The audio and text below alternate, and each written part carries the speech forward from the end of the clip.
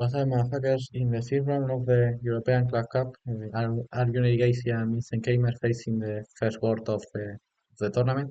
In the first is the teams are in the top board, and both players plays in the first board, so they play the most important game of the tournament in the top board. So let's see uh, who how goes the game.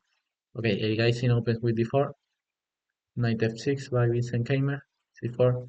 Of course, this game have an important competition importance because the team who wins is going to be leader in the European Club Cup after 5 rounds. Okay, c4, e6, knight f3, b6.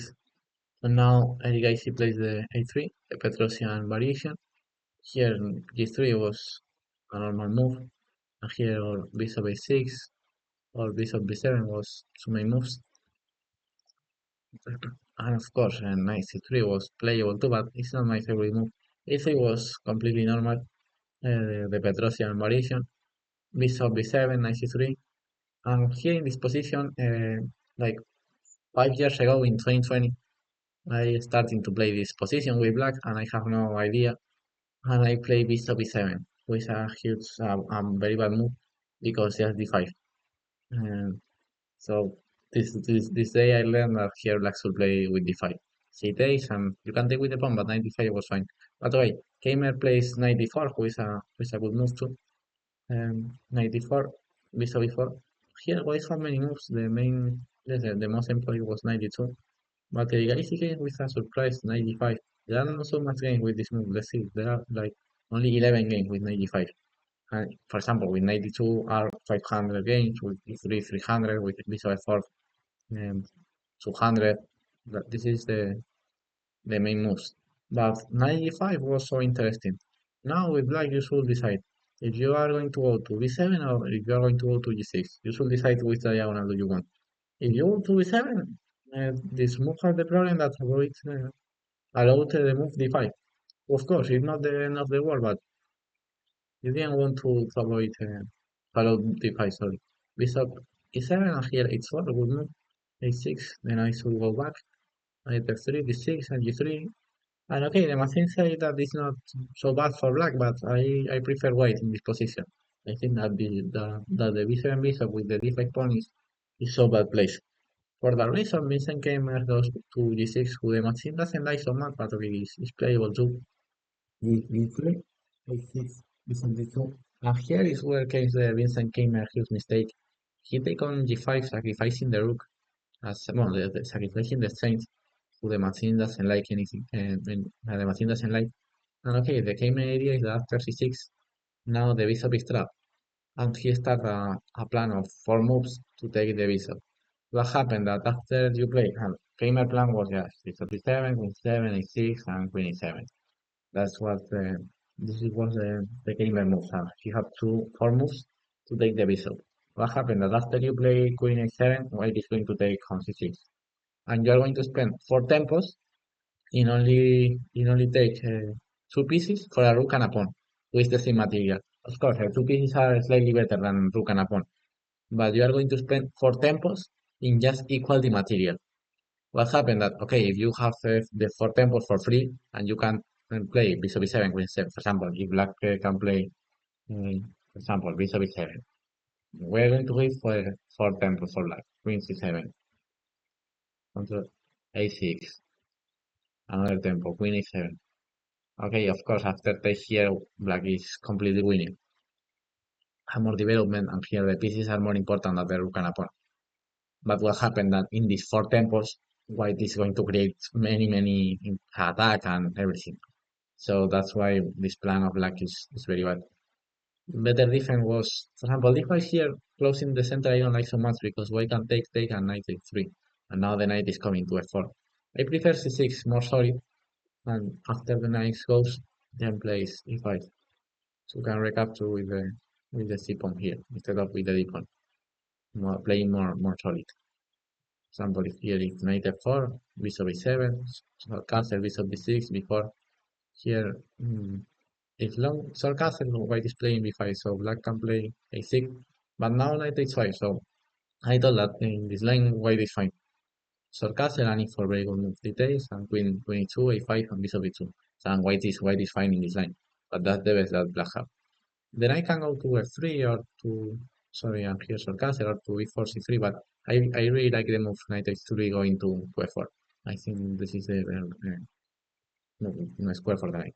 But yes, instead of that, Keymer take on g5, just sacrificing the rook with the idea of 4 moves later, recapture this bishop. And okay, it's true that this bishop is going to be recaptured, the bishop is trapped, you cannot escape from a8, but you are going to spend 4 tempos in take the bishop, and in these 4 tempos, white is going to create so much, and that's what Erigaisi made.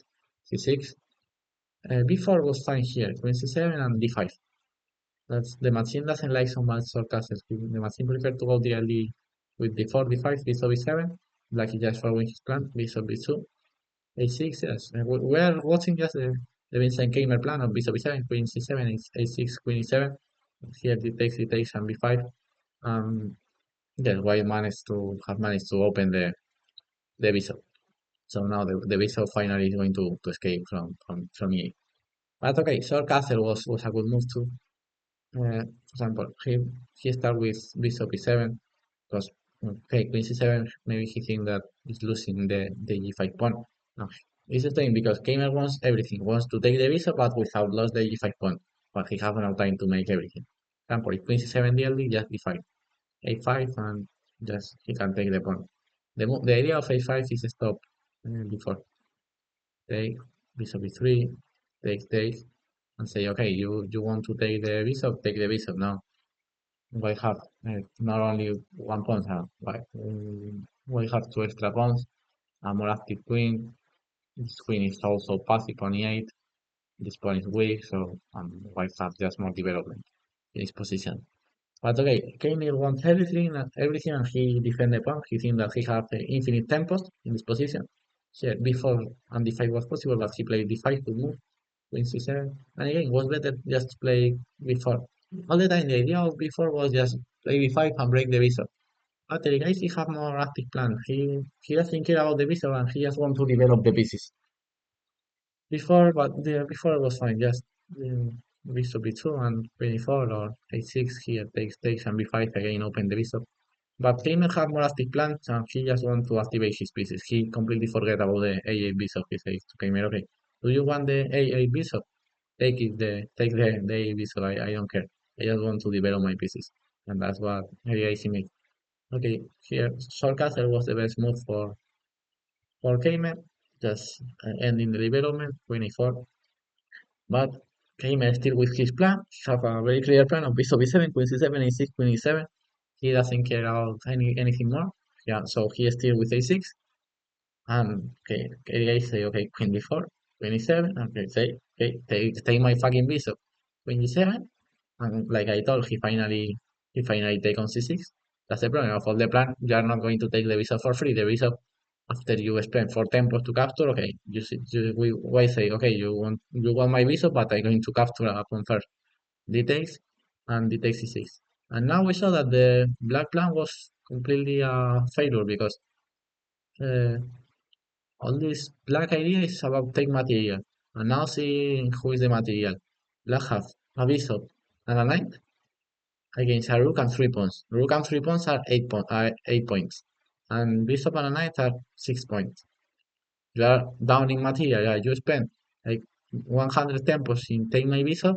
But okay, I have an extra exchange for the bishop. But apart, the most important is that I take 3 pawns in the way that in the time that you spend taking my bishop, I take you 2 pawns. So that's why the 3 pawns, sorry. So the gamer plan was a completely failure. So it's clear that white is completely winning here. We have more material and the black king is so unsafe. Queen b7, c5 was an awesome, but rook d1 was a very good move. Just placing the rook in the center. Now doubling rooks, rook d5, bishop b4, takes, check, and rook e5.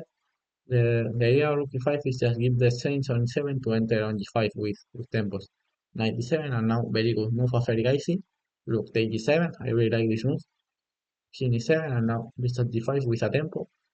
Well, the tempos are so important now. They see that we have 4 pawns for the knight, but the most important is that the black king is so So unsafe. Rook d1, bishop a7, queen h6, bishop f5, rook d5, rook a7, rook d queen d6, bishop here, just check, check, check, and here I came here just resign here receiving segment on e7, and if he plays rook f7, just okay, queen e5 is segment, I don't care, but just okay, yes, yes, queen e5 is segment, yes. Sorry, then I cannot play because rook d8. By the way, yes, I saw queen e8 and just take the bishop. What you want?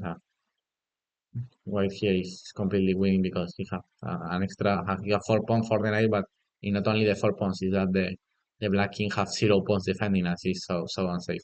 And still you haven't dark square bishop. That's the idea of rook e7, that here your opponent have no dark square bishop to defend your dark square bishop. So very good victory of Erigaisi, who is his team the victory in the match. And the Erigaisi team goes in the top of the world after 6 rounds. So let's see how ends the tournament. In the following round, in the sixth round, they face Arjun Erigaisi against Bukes, again in the top in the first board of the first match. So I'm going to analyze the game. So let's see the game. Bye bye, motherfuckers.